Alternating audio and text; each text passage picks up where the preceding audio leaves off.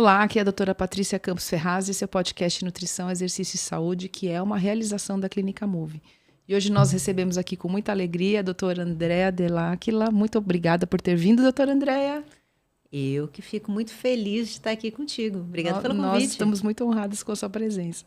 E a doutora Andréa, ela é fisioterapeuta especializada em saúde da mulher e também terapeuta na área de sexualidade, né, educadora. E ela vai trazer todo esse conhecimento de saúde da mulher para o tema de hoje, que são as alterações no assoalho pélvico advindas do climatério e da menopausa. Então, eu queria que você explicasse para nós aqui o que é o assoalho pélvico, qual que é a importância dele, para a gente começar a entender o assunto. Muito bom. Então, o assoalho pélvico, quando a gente pensa nele, a gente fala, será que é um músculo, né? Que entidade é essa? Que Assoalho, né? Primeiro que é um nome, né? Já um pouco... Isso, a gente não tem essa familiaridade com essa região. Então, o assoalho é um conjunto de músculos com fáscias, ligamentos, que justamente fecha a parte de baixo da nossa pelve. Então, se a gente imaginar a pelve em latim quer dizer bacia. Então, vamos imaginar a pelve como uma bacia, porém é uma bacia sem o fundo. Okay. Então, imaginamos que quem fecha essa bacia por baixo justamente é esse assoalho pélvico, né? E é mais ou menos do tamanho de uma mão, né? Uma mão, e que essa mão, ela no seu movimento faz como se fosse uma conchinha, que quando contrai fecha e sobe um pouquinho, quando relaxa vai um pouquinho para baixo. Que vai daqui da frente do nosso pubis, na região do monte pubiano, aqui da pelve, lá para trás, para a região do nosso cóccix, e fecha na parte de baixo dos nossos isquios. Então, realmente, é do tamanho de uma mão. Pensando que fecha a pelve por baixo, a gente já imagina que ela tem uma função de suporte dos órgãos pélvicos, então fechando a pelve por baixo é uma caixa que sustenta, uma bacia que sustenta todos os nossos órgãos, né? O intestino, a bexiga, o útero, tudo que tem lá dentro. E aí também tem a função das continências. Continências é quem segura o xixi, o cocô, o pum, tem a função de continência. Tem a função sexual também, porque ela vai atuar na excitação, lubrificação, potência de orgasmo, conforto na relação sexual. E e a função também no parto, né? Também vai trabalhar numa expulsão, num parto vaginal. Então, pensando nesse grupo muscular, né? Esse grupo de ligamentos e fáscias é um músculo que a gente pouco sabe, mas muito faz. Sim, usa o tempo inteiro e eles são importantíssimos, inteiro. Né? Super importantes, né? E aí, como essa fase da vida, esse momento do climatério e da menopausa impactam esse assoalho pélvico? É interessante, né? Porque justamente a gente nem sabe que ele existe, mas quando começa a ter algum tipo de desconforto, aí ele fica muito importante, né? Então, quando a gente pensa em menopausa, aquilo que vem mais prontamente na nossa cabeça é a secura vaginal e os calores, o fogacho. Né? A gente não pensa na saúde do assoalho pélvico. Mas, quando a gente pensa em menopausa, a gente tem que falar da questão da queda de estrógeno. E o estrógeno, ele tem um impacto realmente muito importante nesses tecidos, né? Então, não é que a musculatura ela esteja mais fraca, ela esteja trabalhando menos, mas a diminuição do orgasmo faz com que ela tenha uma funcionalidade menos apropriada. E quando a gente fala no tecido de mucosa, no tecido da mucosa vaginal, no tecido da mucosa uretral, a gente também vai perder elementos. Então, quando a gente pensa em perda de elemento muscular e perda de elemento do tecido conjuntivo, de colágeno e de elastina, toda essa rede que fecha a pelve por baixo, ela fica mais frágil, fica mais delgada. Então, aquilo que era para ser uma função de suporte começa a ter menos propriedades de suportar aqueles órgãos que a gente falou. Então, é a hora que a gente pode ter os chamados prolapsos, né? Que é a queda. queda da bexiga, queda do útero, do próprio reto. E essa hora qual é o sintoma? Aí eu tô com uma sensação de peso na minha vagina. Às vezes a gente ouve muito, é como se tivesse uma bola na minha vagina. Então, Entendi. pensando na sustentação, na função de suporte, esse é o tipo de queixa que a gente vai ouvir. Quando a gente pensa na função de continência, o que a gente vai ter de queixa é... Aí eu comecei a perceber algum tipo, um escape, mas um escapezinho, né? Só um escape. Então, é uma gotinha de xixi que saiu aqui, um pum que saiu sem querer, a gente, mas faz parte. A gente começa a normalizar o que não era para ser normalizado. Entendi. Queixas, né, de relação sexual, De dores de também. dor na relação sexual, uma secura na relação sexual, um desconforto.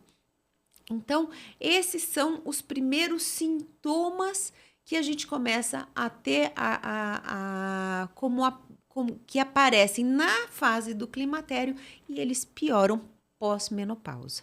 Nossa, entendi. E assim, o que a mulher pode fazer no dia a dia nessa questão de prevenção ou cuidados para tentar minimizar um pouco as coisas, né? Todas essas questões que você falou. Olha, o envelhecimento ele é inerente à nossa existência, né? A gente vai passar por tudo isso.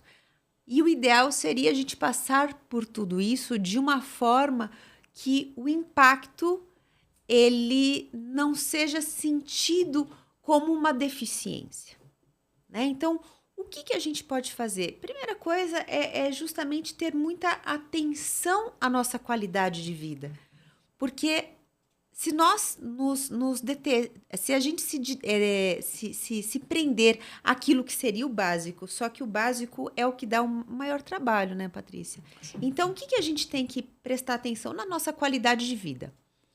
Comer bem, dormir bem e se alimentar bem, que é a parte que te cabe. Sim. Então, cuide do básico, né?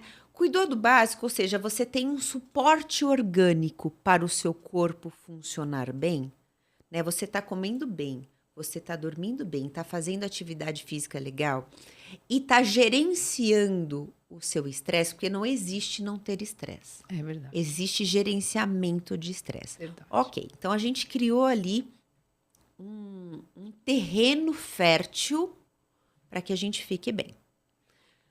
O terreno está fértil, então vamos pensar em cuidados do dia a dia, de atenção que dizem respeito mais ao assoalho pélvico, né? A gente sabe, por exemplo, que atividades de muito impacto pioram o assoalho pélvico. Corrida, por exemplo? Perfeito. Porque antes a gente falava assim, não, porque é o CrossFit, né? E todo mundo malhava o CrossFit, porque era só o CrossFit. Só que as pesquisas, elas trazem dados que a atividade física que tem o maior impacto no assoalho pélvico é a corrida. E a corrida, gente, você vai na academia, se você não corre, você não faz parte daquilo. Sim, sim. Né? Agora, veja bem, a gente vai para a academia, a gente coloca aquele top, né, apertado aqui para segurar a mama, a calça tem a compressão para segurar o bumbum, tá tudo, mas a gente não tem sutiã de bexiga, né? A gente não tem sutiã de útero. E aí a gente começa, aquilo ali tá quicando, gente, é tecido com fibra elástica, olha o nome, elástica, né? Então ali fica quicando. Fica quicando. Então, veja, seu assoalho pélvico, ele já está tendo um impacto da perda de elementos por conta do envelhecimento que é inerente a essa fase. Sim. E aí você vai ajudar a piorar, né? Com uma atividade que fica ali, quicando seus órgãos, quicando ali seu o órgão. centro de gravidade Isso, assim o tempo inteiro. Vai pulando. Sim. Então, não vai sustentar. Então, a gente... qual é a ideia?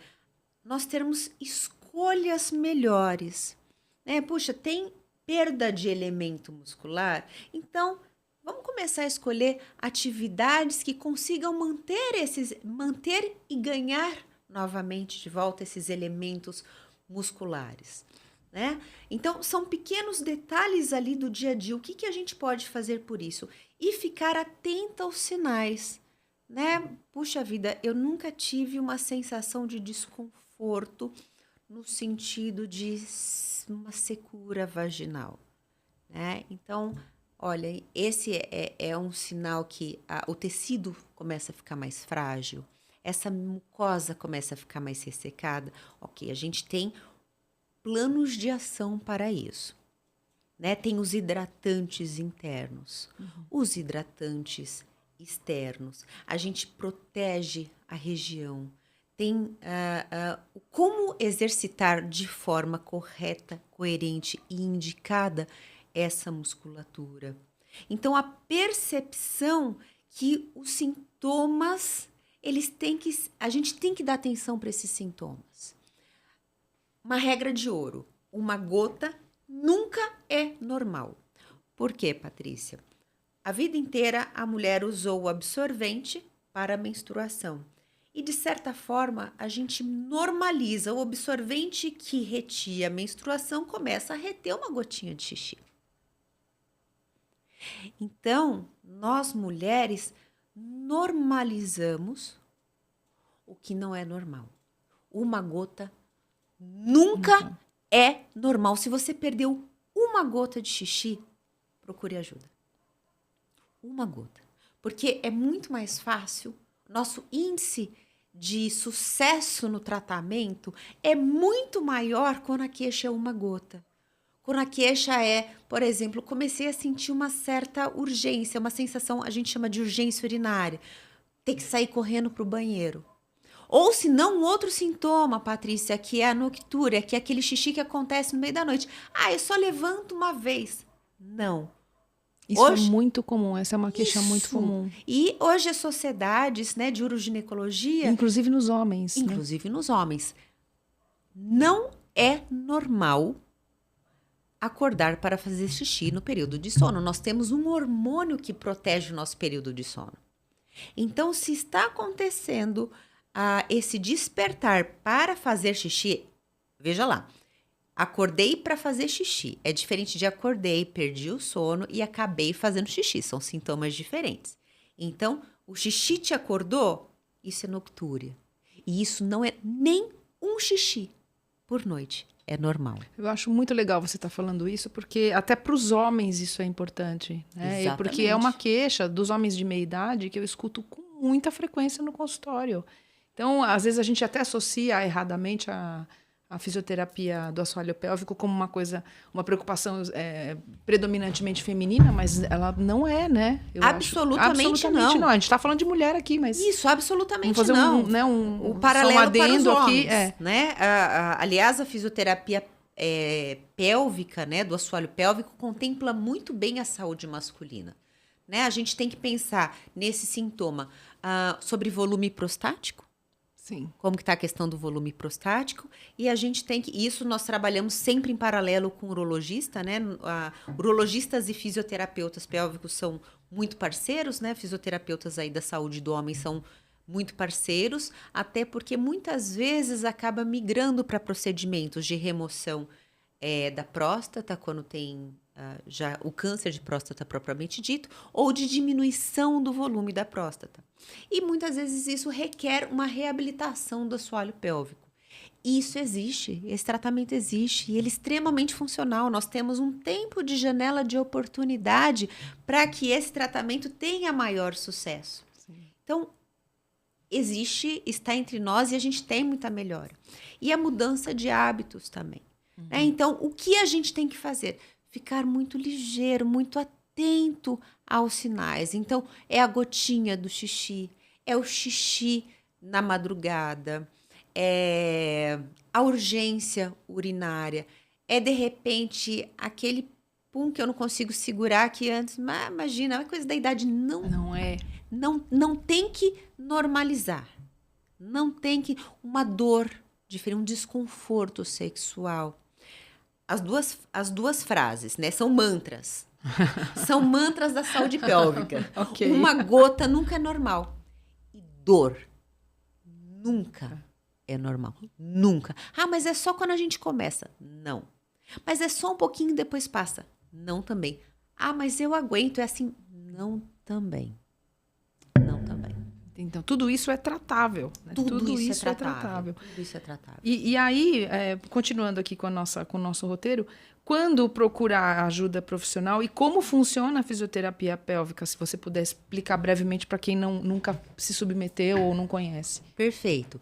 O assoalho pélvico conversa com a gente, né? Ele fala quando que está na hora, né? Então, eu diria que um pouco antes, né? A cultura de tratar um sintoma, né, da medicina, da saúde curativa, eu diria que a gente poderia trabalhar com a preventiva. Perfeito. Então, se ao invés de esperar o sintoma, nós pudéssemos ter como hábito, uma vez por ano a gente não vai no ginecologista ou no urologista, vai uma vez por ano fazer uma avaliação do seu assoalho pélvico, para que a gente mantenha esse tônus, essa coordenação, a força, para que a gente não tenha os sintomas. Isso seria lindo, maravilhoso, porque manter a saúde pélvica é muito mais tranquilo, porque até as pessoas podem fazerem que foi no fisioterapeuta, recebeu as orientações, um plano adequado de exercícios em casa. Faz em casa. Acabou.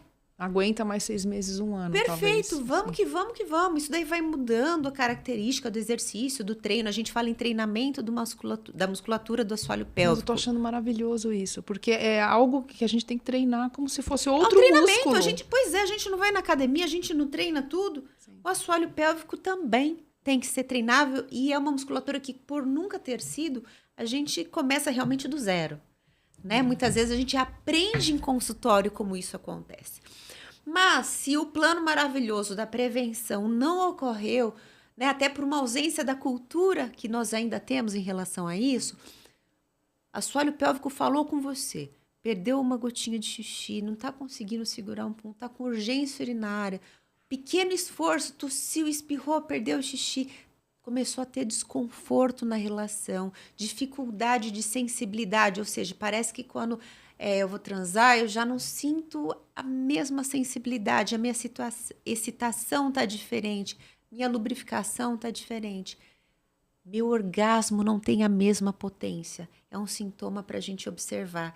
E muitas vezes isso pode estar relacionado com a musculatura do assoalho pélvico. Quer dizer, quando você começa a treinar essa musculatura, até isso melhora. Sim. Exatamente. Eu falo que a parte boa, Essa Patrícia, é a parte boa, hein? É que é um combão. Porque por ser o mesmo músculo que vai ajudar a segurar xixi, cocô, pum, que vai sustentar seus órgãos, esse mesmo conjunto muscular vai melhorar suas respostas sexuais. Sim. Então, assim, você vai tratar a continência de brinde, você vai ter resposta melhor na sua relação sexual, sua sensibilidade, seu orgasmo ganha potência. Sim, isso é incrível. Exatamente, é um pelo outro.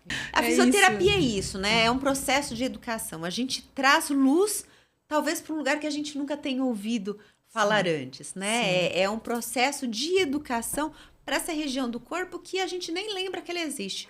Mas quando ela começa a falhar, ela traz muito prejuízo. Sim, e aí isso é prejuízo, inclusive, para as relações, né? Porque tudo isso é muito delicado, porque o parceiro, se ele não tiver compreensão do que está acontecendo, ele vai achar que é falta de interesse da mulher, ou vice-versa. E vice-versa também. Quando o homem tem dificuldade sexual, normalmente ele tem afastamento sexual.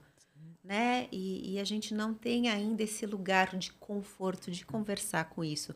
Entre os pares. Sim, então, e aí cabe a nós, né, que somos profissionais da saúde, divulgar essa informação para que as pessoas tenham acesso ao tratamento correto e sejam felizes, né, que é isso que a gente quer, na verdade. Né?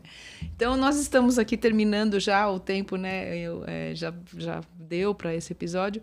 André, eu queria agradecer muito a sua participação brilhante, muito esclarecedora. Muito obrigada por você ter vindo até aqui conversar com a gente. Olha, uma delícia, um prazer. Eu que agradeço de estar aqui com vocês. Espero que nós tenhamos outra oportunidade aí com você em breve. Muito obrigada. Teremos. Muito obrigada mesmo. Eu que agradeço. Muito obrigada à Clínica Move pelo apoio ao projeto. Muito obrigada a todos os nossos espectadores nas diferentes plataformas e até o próximo episódio.